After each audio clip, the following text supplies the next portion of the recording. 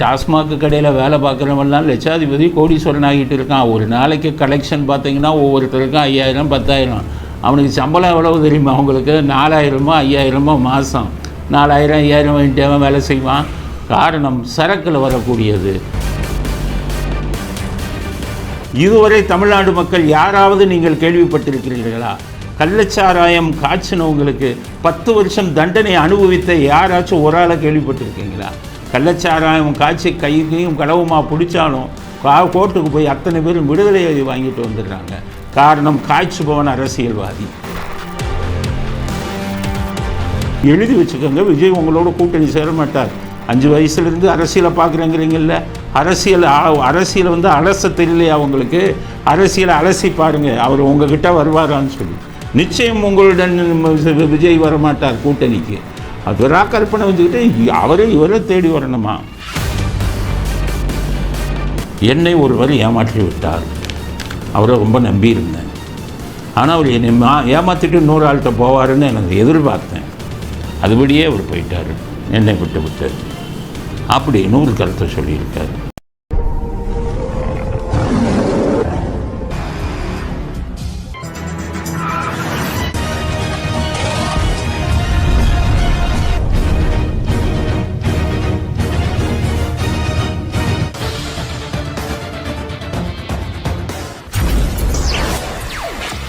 வணக்கம். இன்றைக்கி அரசியல் ஆடுகளத்தில் என்ன செய்திகள் அப்படிங்கிறத பார்ப்போம். முதல் செய்தி, துரைமுருகன் டாஸ்மாக் சரக்கை பற்றியும் கள்ளச்சாராயத்தை பற்றியும் பேசியிருக்கிறார். அவர் பேசினா அதுக்கு ரொம்ப நம்ம மதிப்பு கொடுத்து கேட்கணும். ஏன்னா அவர் ஒரு சீனியர் திமுகவின் பொதுச் செயலாளர். இதில் இன்றைக்கி மந்திரி சபையில், திமுக மந்திரி சபையில் நம்பர் 2, 2வது நிலை அமைச்சர். அவர் சொன்னால் எப்படி நம்ம தட்டி கழிக்க முடியும்? அவர் முக்கியமான கருத்தை சொல்கிறார். என்னன்னு கேட்டால், டாஸ்மாக்கு சரக்கில் கிக்கே கிடையாது, கள்ளச்சாராயம் தான் ரொம்ப கிக்கு. ஒருவேளை துரைமுருகன் கள்ளச்சாராயம் தான் குடிக்கிறாரோன்னு சந்தேகம். ஏன்னா டேஸ்ட் பண்ணி அதை ருசிச்சா தானே தெரியும் ரொம்ப கிக்கு இருக்குங்கிறது. அவர் சொல்கிறார், கள்ளச்சாராயத்தில் தான் கிக் அதிகம், டாஸ்மாக்கு ஒன்றும் கிக்கே கிடையாது. டாஸ்மாக் வந்து சாஃப்ட் ட்ரிங்க்கு மாதிரி. அதனால தான் நம்ம இளைஞர்கள் எல்லோருமே கள்ளச்சாராயத்தை தேடி போகிறாங்க அப்படின்னு ஒரு கருத்தை சொல்லியிருக்கார். ஒரு மந்திரி சொல்கிறாருன்னா அது வந்து முக்கியமாக இருக்கணும்ல. அப்போ டாஸ்மாக்கை விட கள்ளச்சாராயம்தான் போதை அதிகமாக இருக்குங்கிறத மந்திரி ஒத்துக்கிறேன். இப்போ நான் என்ன சொல்கிறேன்னு கேட்டிங்கன்னா, டாஸ்மாக்கு எங்கே ஆர்டர் பண்ணுறீங்க நீங்கள்? 3 பேர் முக்கியம் போகுது. ஜெகத்ரட்சகன் மது தொழிற்சாலை, டிஆர் பாலு மது தொழிற்சாலை, கனிமொழி அவங்க மது தொழிற்சாலை. இங்கேருந்து தான் ஆர்டர் பண்ணுறீங்க அப்படிங்கிறது செய்தி வருது. இப்போ நான் என்ன சொல்கிறேன்னா, டாஸ்மாக்கு ஆர்டரே கள்ளச்சாராயம் காய்ச்சலன்ட்டு நீங்கள் எடுத்து வாங்கி நீங்களே வந்து கள்ளச்சாராயத்தை பாட்டிலில் போட்டு டாஸ்மாக்குன்னு விற்றுடலாமே. அதுதானே நல்லா கிக்காக இருக்குங்கும்போது எதுக்கு இந்த 3 பேர்கிட்ட அரசியல் சம்மந்தப்பட்டவங்ககிட்ட நீங்கள் வாங்கணும்? இந்த 3 பேர் இது பண்ணுற சரக்கில் கிக்கு இல்லை அப்படின்னா என்ன அர்த்தம்? செய்கிறவங்க அதை ஒழுங்காக செய்கிறதில்லன்னு அர்த்தம். கிக்கு வர்ற மாதிரி செய்யணும்ல. என்னன்னு கேட்டிங்கன்னா, ஒரு குவார்ட்டர் பாட்டிலை வந்து 20 ரூபா தான் ஆகுது இந்த 3 கம்பெனிகளும் உற்பத்தி செலவு. ஆனால் டாஸ்மாகில் 160 ரூபா 170 ரூபாய்க்கு விற்கிறாங்க. அப்போ மலிவு விலையில் நீங்கள் செஞ்சீங்கன்னா அதனுடைய தரமும் அந்த அளவுக்கு தானே இருக்கும்.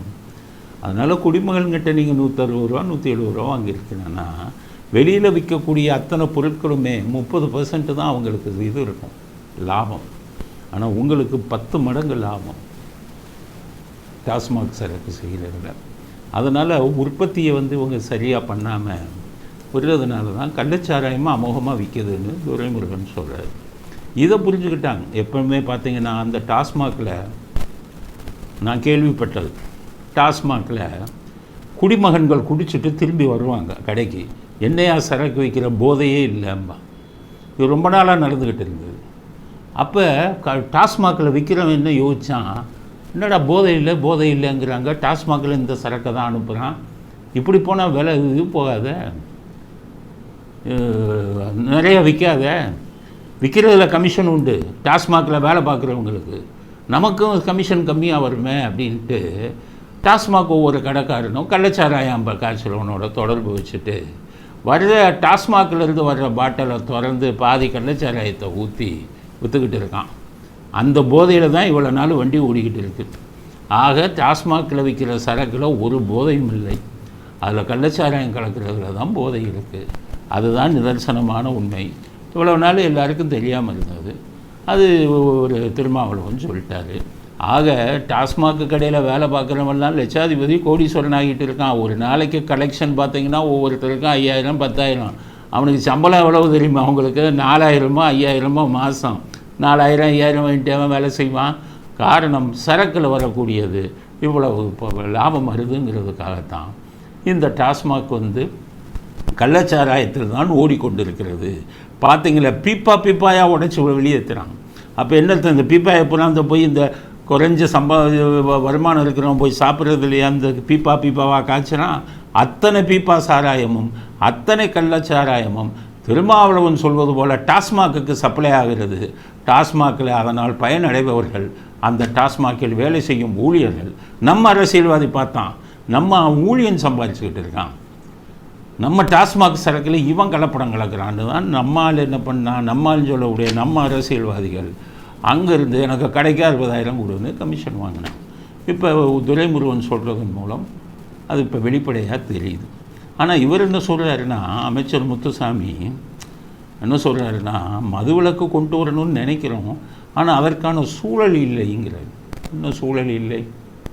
இன்றைக்கி கேரளாவில் மதுவிலக்கை கொண்டு வர்றதுக்கு படிப்படியாக கொண்டு வராங்களே, அங்கே மட்டும் சூழல் இருக்கா இல்லையா? அவங்களுக்கு இல்லாத சூழல் இங்கே என்ன இருக்குது? அதை தான் கேட்குறேன். பீகாரில் அப்படி மதுவிலக்கை கொண்டு வந்துட்டாங்கல்ல. குஜராத்தில் எத்தனையோ ஆண்டுகளாக மதுவிலக்கு இருக்குல்ல. அப்போ என்ன சூழல் வேணும் உங்களுக்கு வருமானம் வராது. அந்த ஒரு விஷயத்துக்காகத்தான் நீங்கள் மதுவை வச்சுக்கிட்டு இருக்கீங்க. அரசியல்வாதிகள் கொள்ளையடிப்பதற்காகத்தான் டாஸ்மாக்கை வச்சுக்கிட்டு இருக்கீங்க. சூழல் இல்லைன்னு சொல்லி எல்லாம் ஊரை ஏமாத்தாதீங்க அப்படிங்கிறது முத்துசாமிக்கு சொல்லுவேன் நான். நீங்கள் எம்ஜிஆர் பீரியட்லேருந்து மந்திரியாக இருக்கீங்கல்ல, 77 அடக்குனாங்கல்ல, பிடிச்சி உள்ளே போட்டாங்கல்ல குடித்தவனெல்லாம், அந்த மாதிரி செய்ய வேண்டியது தானே. செய்வதற்கு மனமில்லை. காரணம் உங்களுக்கு வரக்கூடிய வருமானம். அடுத்தது என்ன அப்படின்னு பார்த்தீங்கன்னா, ஸ்டாலின் அறிக்கை விட்டிருக்கார். இன்னுமே கள்ளச்சாராயத்தில் சாவு ஏற்பட்டால் எஸ்பி, மாவட்ட கண்காணிப்பாளர், கலெக்டர், அந்த காவல்துறை அதிகாரிகள், சரகத்தில் உள்ள காவல்துறை அதிகாரிகள் அவங்க தான் பொறுப்பேற்கணும் அப்படின்னு எச்சரிக்கை விட்டார். நான் சொல்லிட்டேன் எல்லாருக்கும். சரி, இவங்கள எச்சரிக்கை விட்டீங்க, உங்கள் கட்சிக்காரங்க காய்ச்சுறாங்கல்ல, அந்த கட்சிக்காரங்க காய்ச்சும்போது இந்த எஸ்பியும் சரக காவல்துறை அதிகாரிகளும் பிடிக்கும்போது உங்கள் கட்சி மந்திரிங்க, உங்கள் மாவட்ட செயலாளருங்க அவங்கள பயமுறுத்தி அவங்கள ரெக்கமெண்டேஷனில் விடுன்னு சொல்கிறாங்கல்ல, அவங்களுக்கு என்ன தண்டனை அது சொல்லுங்கள். வெறும் எஸ்பிக்கு தண்டனை கொடுத்துருவீங்க, உயிர் பலி ஏற்பட்டால். அதுக்கு உருவாக்குற உங்கள் கட்சிக்காரனுக்கு என்ன தண்டனை? இப்போ இதை எடுத்துக்கிட்டிங்கன்னா, கள்ளக்குறிச்சியில் இதாச்சுன்னா அதில் ஏவா வேலு பின்னணியில் இருக்கார், அவர் ஆட்களுக்கு இதுதான் பணம் எல்லாம் போகுதுன்னு ஒரு குற்றச்சாட்டு வருது. இவங்கள சஸ்பெண்ட் பண்ணுவீங்க, கைது பண்ணுவீங்க. ஆனால் இதுக்கு பின்னாடி இருந்து காய்ச்சலவனுக்கு என்ன தண்டனை? அதை ஸ்டாலின் சொல்லணும்ல. நீங்கள் சொல்லுங்கள். அதில் ஈடுபட்டு என் கட்சிக்காரனோ மந்திரியோ எம்எல்ஏவோ இருந்தால் அவர்களும் கட்சியை விட்டு விளக்கப்படுவார்கள்னாச்சும் சொல்லுங்கள். வெறும் எஸ்பியும் உங்களையும் சஸ்பெண்ட் பண்ணினான்னு என்ன அர்த்தம்? சட்டத்தை திருத்தியிருக்காரு ஸ்டாலின். இன்னுமே இது ஆயுள் தண்டனையா? கள்ளச்சாராயம் குடித்து செத்துட்டாங்கன்னு வைங்க, அந்த கள்ளச்சாராயம் காய்ச்சினவங்களுக்கு ஆயுள் தண்டனை. ஏன்னா அது உயிர் பலியாயிருதில்ல. அதனால் ஏன் 302 ஏற்கனவே இந்திய தண்டனை சட்டத்தில் 302 அப்படி தான் இருக்குது. யாராச்சும் செத்தாங்கன்னா சாவுக்கு காரணமானவங்களுக்கு ஆயுள் தண்டனை, தூக்கு தண்டனைன்னு தான் இருக்குது. புதுசாக என்ன சட்டம் கொண்டு வந்துட்டீங்க? 10 வருஷம் தண்டனையா? கள்ளச்சாராயம் காய்ச்சினா 10 வருஷம் தண்டனை, ஜெயில் தண்டனை, 10 லட்சம் அபராதம். இதுவரை தமிழ்நாடு மக்கள் யாராவது நீங்கள் கேள்விப்பட்டிருக்கிறீர்களா? கள்ளச்சாராயம் காய்ச்சினவங்களுக்கு 10 வருஷம் தண்டனை அனுபவித்த யாராச்சும் ஒரு ஆளை கேள்விப்பட்டிருக்கீங்களா? கள்ளச்சாராயம் காய்ச்சி கையும் களவுமா பிடிச்சாலும் கோர்ட்டுக்கு போய் அத்தனை பேரும் விடுதலை வாங்கிட்டு வந்துடுறாங்க. காரணம், காய்ச்சுபவன் அரசியல்வாதி, அவன் செல்வாக்கை பயன்படுத்தி வெளியில் விடுகிறான். இந்த சட்டம் நீர்த்து போன சட்டம். இந்த சட்டத்தில் உங்களால் நான் என்ன கேட்குறேன், இந்த சட்டத்தை வச்சு என்ன பண்ணுவீங்க? சும்மா அமெண்ட்மெண்ட்டு கொண்டு வந்துடுறேன்னு சொல்லி ஊரை ஏமாத்துறீங்க. அப்படிங்கிறது தான் என்னுடைய கருத்து. இந்த சட்டத்தால் எந்த நல்ல விஷயமும் நடக்கப் போவதில்லை. இது ஒரு கண்துடைப்பு நாடகம் அப்படிங்கிறது தான். ஏன் குண்டர்கள் சட்டத்தில் பிடிங்க முதல்ல, அவனுக்கு 10 வருஷம் அப்புறம் வரட்டும். கள்ளச்சாராயம் காய்ச்சல்வனை குண்டர்கள் சட்டத்தில் என்னைக்காச்சும் கைது பண்ணியிருக்கீங்களா கட்சிக்காரனை? அதே இதில் யூடியூப்லேயும் ட்விட்டர்லேயும் பேசுனா அவனை பிடிச்சி குண்டர்கள் சட்டத்தில் போடுறீங்க, அவனை பிடிச்ச கையை ஒடிக்கிறீங்க, காலை ஒடிக்கிறீங்க.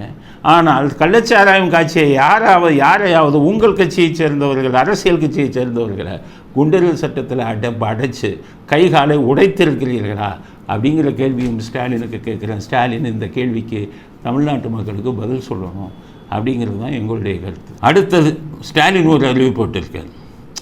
கொடநாடு வழக்கில் இன்டர்போல் சர்வதேச போலீஸ் விசாரிக்க போகிறாங்க. என்ன விஷயம்? 268 சாட்சி விசாரிச்சிட்டோம்.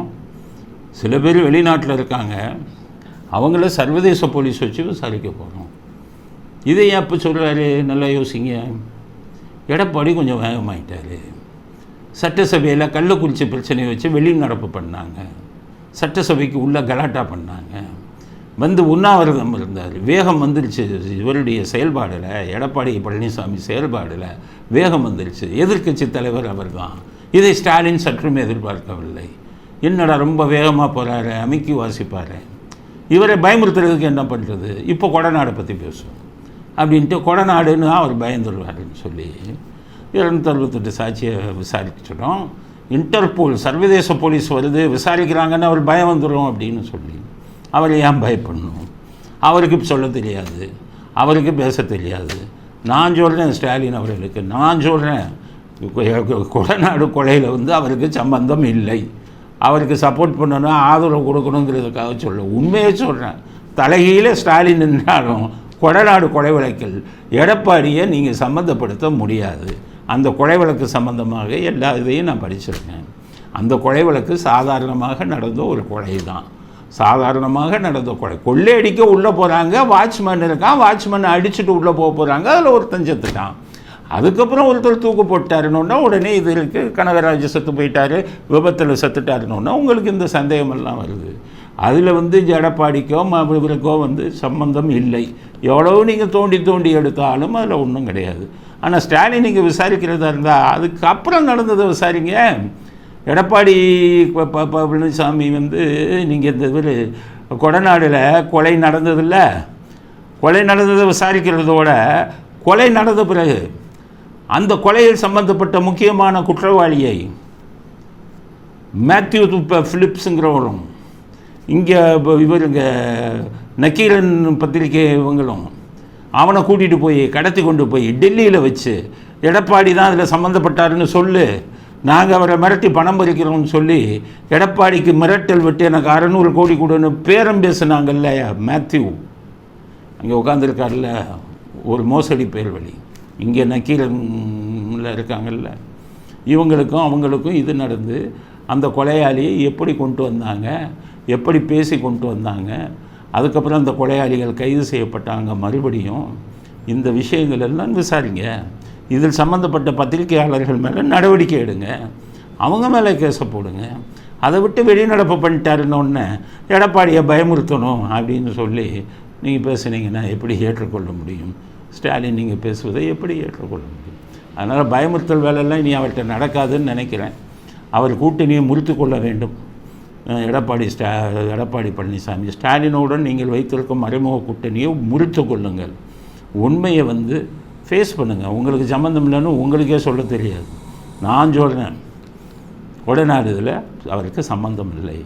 இன்டர்போல் போலீஸ் மாதிரி 10 போலீஸை கூட்டிகிட்டு வந்தாலும் அங்கே ஒன்றும் நடக்க போகிறதில்ல அப்படிங்கிறத ஸ்டாலினுக்கு செய்தியாக சொல்கிறேன். திருப்பி அதையே பேசி எடப்பாடியை ஏமாற்றாதீங்க, ஊரை ஏமாற்றாதீர்கள் அப்படிங்கிறது தான் எங்களுடைய கருத்து. அடுத்தது ஒரு சினிமா நடிகை அவர்களை பற்றிய செய்தி. சினிமா நடிகை பற்றியெல்லாம் பேசலாமா அப்படிங்கிறது நமக்கு தேவையில்லாத விஷயம். ஆனால் இது பத்திரிகையில் வந்துருச்சு. இப்போ நம்ம பேசுகிறதையே அரசியல் ஆடுகளம், அரசியல் சம்மந்தப்பட்ட செய்திகள் எது வந்திருக்கோ அதில் நம்ம கருத்தை சொல்கிறோம். இந்த கருத்து ஒரு தமிழ் பத்திரிகையில் வந்திருக்கு, மறைமுகமாக வந்திருக்கு. என்னென்னா, நிவேதா பெத்துராஜ் அப்படின்னு ஒரு சினிமா நடிகை. இவர் யாருன்னு உங்களுக்கு தெரியாது. சின்ன வாரிசோட படங்களில் நடித்தவங்க. அவங்க நிவேதா பெத்துராஜ். இவரை பற்றி ஒரு குற்றச்சாட்டு வந்தது. சவுக்கு சங்கர் ஓப்பனாக சொன்னார், நிவேதா பெத்துராஜுக்கு சின்ன வாரிசு 50 கோடியில் இதில் பங்களா வாங்கி கொடுத்தாங்க துபாயில் அப்படின்னு சொல்லி ஒரு கருத்தை சொல்லியிருந்தார். அதை நிவேதா பெத்துராஜ் மறுத்தாலும் அந்த கருத்தை அப்படியே இன்டர்நெட்டில் வைரலாகி வலம் வந்துக்கிட்டு இருந்தது. எல்லாருமே அதுக்கு ஒரு பேசும் பொருளானது. நம்ம சின்ன வாரிசு அவருக்கு நிறையா வாங்கி கொடுத்துருக்காரு, இந்த பில்டிங் வாங்கி கொடுத்ததா சவுக்கு சங்கரே சொல்கிறாரு. அது சொன்னதுக்காகத்தான் சவுக்கு சங்கரை வேறு கேஸில் மாட்டி விட்டு உள்ளே தள்ளினாங்கலாம் சொன்னாங்க. இப்போ நிவேதா பெத்துராஜ் ஒரு பேட்டி கொடுத்துருக்காரு. அந்த பேட்டி ஆங்கிலத்தில் இருக்குது. அந்த வீடியோவை கொஞ்சம் பாருங்க. Imagining my boyfriend is cheating on me and then I find out that he's cheating on me with the same person I imagined. இந்த வீடியோவில் அவர் என்ன சொல்கிறாரு அப்படின்னா, என்னை ஒருவர் ஏமாற்றி விட்டார், அவரை ரொம்ப நம்பியிருந்தேன், ஆனால் அவர் என்னை ஏமாற்றிட்டு இன்னொரு ஆள்கிட்ட போவாருன்னு எனக்கு எதிர்பார்த்தேன், அதுபடியே அவர் போயிட்டார் என்னை விட்டு அப்படின்னு ஒரு கருத்தை சொல்லியிருக்காரு. இவரை யாரை சொல்கிறாருங்கிறது கடவுளுக்கு தான் வெளிச்சம். சவுக்கு சங்கர் இவங்களை சின்னவரையும் இணைச்சி பேசினதுனால ஒருவேளை அவங்க சொல்லி கைவிட்டு போய்விட்டார்னு சொல்கிறது சின்னவராக இருக்குமோன்னு ஒரு சந்தேகம் அரசியல் களத்தில் ஒரு பேசும் பொருளாக இருக்குது. எல்லாம் ரகசியமாக பேசிக்கிறாங்க. அம்மையார் யார் சொல்கிறாங்க, நடிகை யார் சொல்கிறாங்க, என்னை நம்பினவர் என்னை விட்டு ஏமாற்றி இன்னொருத்தர்கிட்ட போயிட்டாருங்கிறாங்களே, அந்த இன்னொருத்தவங்க யார் அப்படின்னுலாம் பேச்சுவார்த்தை நடக்குது, பேசிக்கிறாங்க. இதுக்கு முன்னாடி பார்த்தீங்கன்னா இன்னொருக்கவங்க ஆண்ட்ரியாங்கிற ஒரு நடிகை, அவங்க கூட சில குற்றச்சாட்டுகளை சொன்னாங்க. ஒரு அரசியல் தலைவர்னு சொன்னாங்க, அரசியலில் இதில் முக்கிய பகுதியில் இருக்கிறவர் என்னை ஏமாற்றிட்டார் அப்படிங்கிற மாதிரி சொன்னாங்க. நான் தற்கொலை பண்ண போகிறேன். அவர் யாரை சொன்னாருங்கிறது தெளிவாக தெரியல. ஆனால் எல்லோருடைய சந்தேகமும் இப்படி இருக்குமோ, சிகரெட்டாலெல்லாம் என்னை சுட்டு கொடுமைப்படுத்தினாருன்னா சொன்னாங்க. அது ஒரு கதை அப்போ வந்தது. அதுக்கு முன்னாடி ஸ்ரீரெட்டியும் அந்த மாதிரியெல்லாம் குற்றச்சாட்டுகளை சொன்னாங்க. அதனால் இது இப்போ 3வது கதை வந்திருக்கு. ஆனால் இது இன்னும் உறுதிப்படுத்தப்படவில்லை. நிவேதா பெத்துராஜ் சின்னவரை தான் சொல்கிறாங்களா இல்லை வேறு யாரையும் சொல்கிறாங்களாங்கிறது இன்னும் உறுதிப்படுத்தப்படவில்லை. இருந்தாலும் இது பேசும் பொருளாகி பத்திரிகைகளிலும் வந்துட்டதுனால இந்த அரசியல் செய்தி, அரசியல் தலைவர்கள் பேர் அடிபடுறதுனால இந்த செய்தியையும் உங்களுடன் பகிர்ந்து கொள்ள விரும்புகிறோம். பாஜக கூட்டணியில் இருந்த ஜி.கே. வாசன் மிகப்பெரிய அதிருப்தியில் இருக்கார் அப்படின்னு செய்திகள் வந்திருக்கு. ஏன் அதிருப்தியில் இருக்கார் அப்படின்னு கேட்டிங்கன்னா, நாங்கள் பாஜக கூட்டணியில் இருந்தோம், அவருடைய கருத்து தான். அவங்க என்ன சீட்டு கொடுத்தாங்களோ அதை வாங்கிக்கிட்டோம். அவர் கேட்ட சீட்டு ஈரோடும் தஞ்சாவூரும் தான், அங்கே ஜெயிக்கிறதுக்கு வாய்ப்பு இருக்குதுன்னு கேட்டாங்க. ஆனால் இவங்க அது எதையுமே கொடுக்காம நீ போய் கனிமொழி எதிர்த்து நெல்லுன்னு சொல்லி தோக்குற சீட்டாக பார்த்து கொடுத்தாங்க. 2 சீட்லேயும் படுதோல்வி ஆயிடுச்சு. தோல்விக்கு காரணம் தொண்டர்கள் சொல்கிறாங்க, பாஜக நமக்கு நல்ல சீட்டு கொடுக்கல, தோக்குற சீட்டாக பார்த்து கொடுத்தாங்க, நமக்கு செல்வாக்கு இல்லாத தொகுதியில் போய் கொடுத்துட்டாங்க, ஒழுங்காக அதிமுகவில் சேர்ந்திருந்தாலும் நமக்கு கொஞ்சம் ஓட்டு அதிகம் வந்திருக்கும், நாம் ஏமாற்றப்பட்டு விட்டோம் அப்படின்னு சொல்லி விரக்தியில் இருக்கிறார் ஜி.கே. வாசன் அப்படின்னு செய்தி வந்திருக்கு.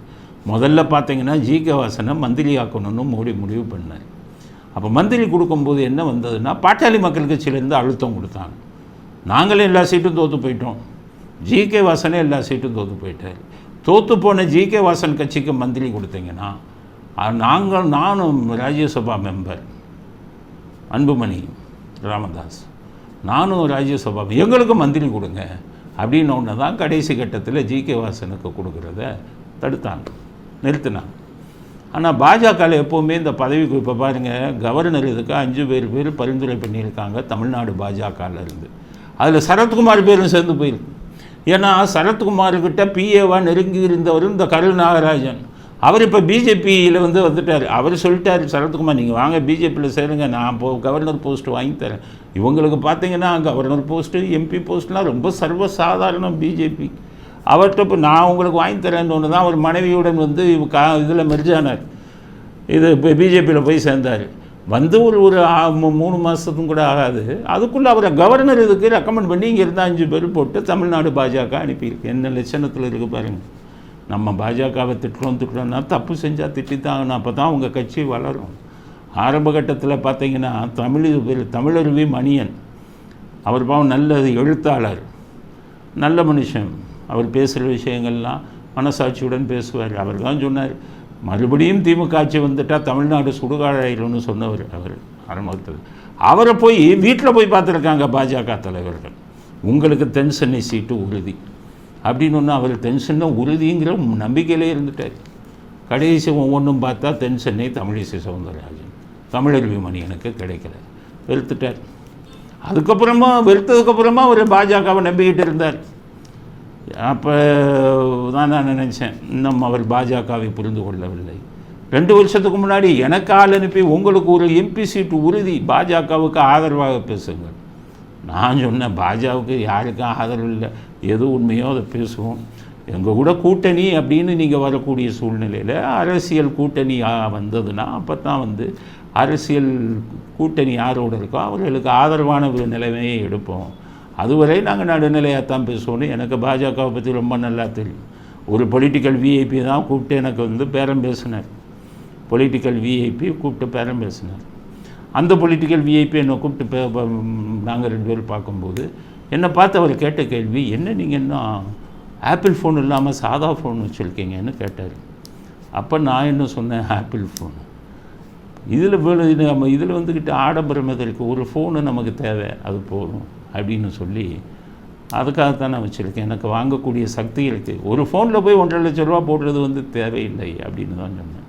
உடனே அவர் சொன்னார், நான் வாங்கித்தரேன் உங்களுக்கு ஃபோன், எனக்கு வாங்க முடியாதுங்கிற சூழ்நிலை இல்லை, ஆடம்பரம் தேவையில்லை அப்படின்னு தான் நான் வந்து இது பண்ணேன் அப்படின்னு சொன்னேன். அப்போ தான் உங்களுக்கு ஒரு எம்பி சீட்டு உறுதியாக சொல்கிறாங்க, நீங்கள் நிற்கலாம், நான் பொறுப்புன்னாரு. எனக்கு பாஜகவை பற்றி தெரியும். அதனால் ஏன்னா அதுக்கப்புறம் பார்த்திங்கன்னா டெல்லியிலேருந்து ஒருத்தவங்க ஒரு குரூப் வந்து அப்ரோச் பண்ணாங்க. அவங்க என்ன சொல்லிட்டாங்க, பாஜகவில் நீங்கள் இணைஞ்சிருங்க, உங்களுக்கு ஐடி விங்கு சீஃபாக கொடுக்குறோன்னாங்க. எதுவும் வேணாம், பாஜகவை நான் நம்ப தயாராக இல்லை, முடிவெடுக்கும் அதிகாரம் இங்கு உள்ள தலைவர்களுக்கு இல்லை, டெல்லியில் தான் முடிவெடுப்பார்கள் அப்படின்னு சொன்னேன். இந்த மாதிரி அவங்க கொடுத்த இதுங்களை நம்பி ஏமாந்தவர் தான் ஜி.கே. வாசன். அதனால் ஜி.கே. வாசனுக்கு ஏற்பட்ட மாதிரி தான் மற்றவங்களுக்கும் ஏற்பட்டிருக்கு.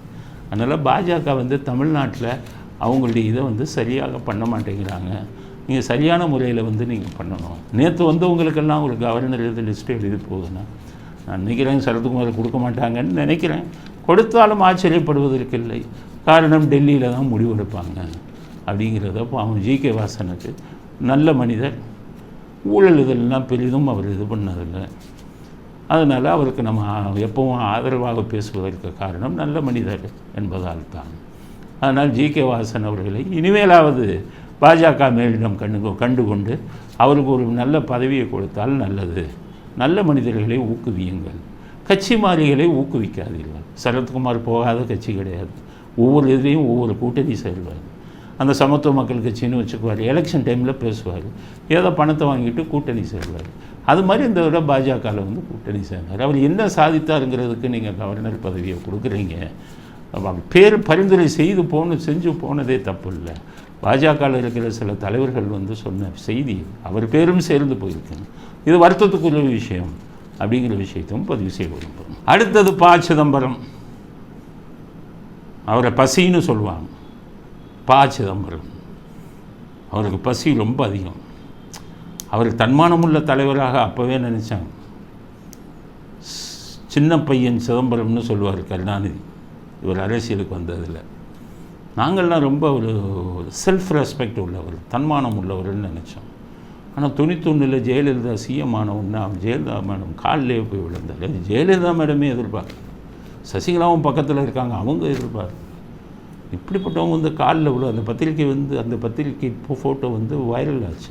இன்றைக்கி கேட்டால் சொல்லுவாங்க அது போலி ஃபோட்டோ, பக்காவாக வைரல் ஆச்சு. அப்படிப்பட்ட சிதம்பரம் வந்து திமுகவுக்கு ஆதரவாக பேசுவார், அப்புறம் காங்கிரஸுக்கு ஆதரவாக பேசுவார், எலெக்ஷன் வந்தால் ஸ்டாலினுக்கு ஆதரவாக பேசுவார், பையனுக்கு சீட்டு வாங்கணும், இவருக்கு ராஜ்யசபா சீட்டு வாங்கணும்னா ஸ்டாலினுக்கு வந்து ஆதரவாக பேசி ரெக்கமெண்டேஷன் சோனியா காந்திகிட்ட கொடுத்து சீட்டு வாங்குவார். ஆனால் அவரே திமுகவை தாக்கி ஒன்று சொல்லிட்டார், இலவச சைக்கிள் கொடுக்குறாங்க திமுகவில், அது தரம் குறைந்ததாக இருக்குதுன்னு முதல் தடவையாக ஓப்பனாக பேசியிருக்கேன், வெளிப்படையாக சொல்லிட்டார். தரம் குறைஞ்சி போச்சு அவங்க சைக்கிள், இலவச சைக்கிள். இது இப்போ தான் உங்களுக்கு தெரியுமா? இதே இலவச சைக்கிள் ஜெயலலிதா கொடுத்தாங்கல்ல, அந்த தரம் எப்படி இருந்தது? இதே இலவச லேப்டாப் மாணவ மாணவிகளுக்கு ஜெயலலிதா கொடுத்தாங்கல்ல, அந்த தரம் எப்படி இருந்தது? எப்படி இருந்ததுன்னு நான் சொல்கிறேன். ப. சிதம்பரத்துக்கு புரிஞ்சுக்கங்க. ஜெயலலிதா அவர்கள் மேல் நீங்கள் 1008 ஊழல் குற்றச்சாட்டு சொல்லலாம். ஆனால் மாணவிகளுக்கு இலவச சைக்கிள்னு ஒரு சொன்ன உடனே அரசாங்கத்திலேருந்து அவங்க செலவு பண்ணது அந்த டைமில் ஒரு சைக்கிளுக்கு 1000 ரூபாய். அந்த அம்மா சொல்லிட்டாங்க, தரமான சைக்கிள் கொடுங்க, 1000 ரூபாய். 1,00,000 சைக்கிள் உதாரணத்துக்கு வாங்கினாங்கன்னா 10 கோடி வந்தது. அப்போ அந்த அம்மா என்ன பண்ணாங்க, எந்த சைக்கிள் கம்பெனியில் ஆர்டர் கொடுக்கணும் அப்படின்னா அரசாங்கத்தில் என்னென்னா எது குறைந்த விலை வருதோ 3 கொட்டேஷன் கொடுப்பாங்க. அதில் எது குறைஞ்சது வருதோ அதில் தான் ஆர்டர் கொடுக்கணும். அதுதான் அந்த காலத்துலேருந்து பண்ணிக்கிட்டு இருக்காங்க. ஜெயலலிதா மேடம் அது இது இல்லை. எது தரமான கம்பெனியோ அவங்ககிட்ட ஆர்டர் கொடுங்க. ஃபஸ்ட் கம்பெனியே தரமான கம்பெனி ஆர்டர் கொடுத்தாங்க ஜெயலலிதா அவங்க. அடுத்து என்ன சொன்னாங்க, 1000 ரூபா கொடுத்த உடனே ஒரு சைக்கிளுக்கு நம்ம அரசியல்வாதி எப்படி பேசுவான் தெரியுமா? அந்த கம்பெனி கூப்பிடுவான், 1,00,000 சைக்கிள் கொடுக்க போகிறோம், 10 கோடி, எனக்கு 30%, 3.5 கோடி எனக்கு கொடுத்துரு, இது 700 ரூபாய்க்கு தான் சைக்கிள் நீ கொடு. அப்போ அவன் என்ன பண்ணுவான், விலை குறைஞ்ச உடனே தரமில்லாத சைக்கிளை கொடுப்பான். இது திமுக பாணி எப்போவுமே. ஜெயலலிதா அவர்கள் லேப்டாப் வாங்கும் போதும் சரி, சைக்கிள் வாங்கும் போதும் சரி, அந்த 30% வேணான்ட்டார். இதுதான் உரிமை. 1000 ரூபா தானே, நான் அரசாங்கத்தில் தான் 1000 ரூபாய்க்கு தரமான சைக்கிள் கொடுன்னு வாங்கினார். அதனால தான் லேப்டாப்பு இதெல்லாம் ஜெயலலிதா அவர்கள் இருக்கும்போது தரமான சைக்கிள், தரமான லேப்டாப் வாங்கினதுக்கு காரணம் இந்த இடைத்தரகர் வேலை அவங்க வேணான்ட்டாங்க. மாணவிகளுக்கு கொடுக்குறது தரமாக இருக்கணும்னு. ஆனால் திமுக வந்தோடனே இலவச சைக்கிளுங்கும்போது 30%, 40% வந்துடுச்சு. அப்போ 600 ரூபாய்க்கு தான் சைக்கிள் கொடுக்க முடியும், 700 ரூபாய்க்கு தான் சைக்கிள் கொடுக்க முடியும். அப்போ தரமில்லாதது தானே வரும். இவங்க இப்போ இதுவே அதுதானே. கருணாநிதி இருக்கும்போது டிவி இலவசம்னு கொடுத்தாங்க. அந்த டிவி இலவசம்னு சொல்லி 2000 ரூபா கணக்கு எழுதுனாங்க கவர்மெண்ட்டில். 2000 ரூபா ஒரு டிவின்னு கம்பெனிக்காரனை பிடிச்சாங்க. ஆனால் கம்பெனிக்காரன்ட்ட இவங்க வாங்கினது என்னென்னு கேட்டிங்கன்னா, ஒரு டிவிக்கு 600 ரூபா அவங்க கமிஷன், 30%. அதனால் 1500 ரூபாய்க்கு தான் அந்த டிவி. அதனால தான் அந்த டிவி கொஞ்ச நாள் ஓடிட்டு காணாமல் போச்சு. அதனால் மக்களுக்கு கொடுக்கும்போது அதில் போய் கமிஷன் அடிக்காதீங்க. ஏதோ சாராயத்தில் அடிக்கிறீங்க, டாஸ்மாகில் அடிக்கிறீங்க, பாட்டிலுக்கு 20 ரூபா அடிக்கிறீங்க, கள்ளச்சாராயத்தில் கமிஷன் வாங்குறீங்க, பெரிய பெரிய வெளிநாடுகள்லாம் முதலீடு பண்ணுற அளவுக்கு சம்பாதிக்கிறீங்க, போதை மருந்து வருது, அதிலெல்லாம் அரசியல்வாதிகளுக்கு பங்கு வர்றதா செய்து வருது, அதில் போய் அடிச்சுக்கோங்க. ஆனால் மாணவர்கள் மாணவிகளுக்கு கொடுக்குற அடிப்படை வசதிகளில் போய் கமிஷன் அடிச்சிங்கன்னா ப. சிதம்பரம் சொல்கிற மாதிரி தரமில்லாமல் இருக்குங்கிறதுக்கு காரணமே இவர்கள் அடிக்கும் கமிஷன் தான். ஜெயலலிதா அவர்கள் இந்த விஷயத்தில் கமிஷன் அடிக்கலை.